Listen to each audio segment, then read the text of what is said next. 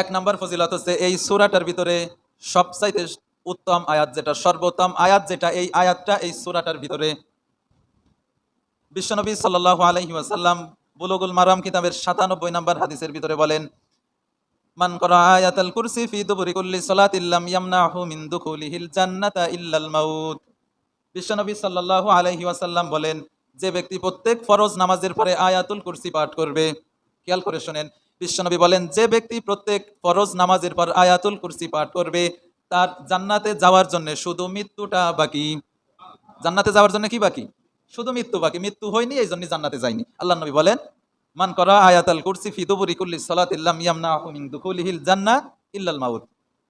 যে ব্যক্তি প্রত্যেক ফরজ নামাজের পরে আয়াতুল কুরসি পড়বে, তার জান্নাতে যাওয়ার জন্য শুধু মৃত্যু বাকি।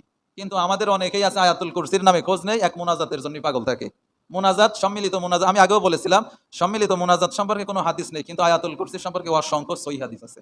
তাহলে যেটার সম্পর্কে হাদিস নেই সেটা মানবেন না, যেটার হাদিস আছে সেটা মানবেন? আয়াতুল কুরসি সম্পর্কে অসংখ্য হাদিস আছে। যে ব্যক্তি প্রত্যেক ফরজ নামাজের পরে আয়াতুল কুরসি পড়বে, আল্লাহ পাক তাকে জান্নাতে দেবেন, শুধু তার মৃত্যুটা বাকি। মৃত্যু হয়ে গেলে জান্নাত।